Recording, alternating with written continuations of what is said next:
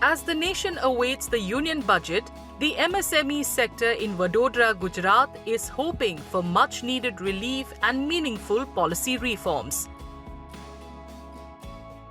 Industry experts say measures such as cutting manufacturing taxes and expanding the scope of MSME schemes could give the sector a strong boost and accelerate growth.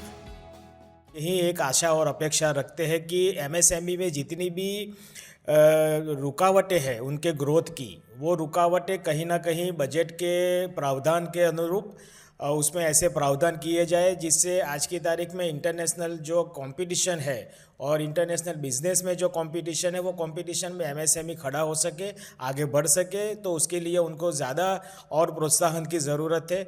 और साथों साथ जो CGT MSME की जो scheme है उसका दायरा और बढ़ाने की हमें लगता है कि काफ़ी ज़रूरत है। एमएसएमई सेक्टर की तरफ से हम लोग एक्सपेक्ट करते हैं कि जो एक्सपोर्ट के लिए मार्केटिंग इंसेंटिव जो स्कीम है उसको पहले तो रिमूव होना चाहिए। एमएसएमई में अभी रॉ मटेरियल का जो चार्जेस है वो इतना बढ़ जाता है, उसमें टैक्सेशन में कुछ भी रिमूव करके वो फ़ायदा होना चाहिए मैन्युफैक्चरिंग सेक्टर में। Experts say that while the government has taken steps to develop infrastructure for MSMEs, implementation remains a major challenge and needs significant improvement to have a real impact. MSME में infrastructure के लिए सरकार मजबूत कदम उठा रही है, no doubt, but जो implementation level है वो कहीं ना कहीं कुछ ना कुछ दिक्कत आती है। तो जो सरकार की ओर से जो भी है तो वो प्रॉपर इम्प्रूवमेंट होके इम्प्लीमेंटेशन हो, वैसी हमारी डिमांड है।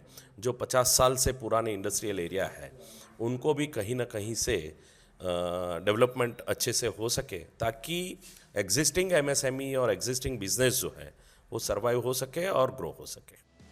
With Finance Minister Nirmala Sitharaman set to present the union budget on Sunday, stakeholders in the MSME sector are hopeful the government will address existing bottlenecks and create a more supportive environment for the industry to grow.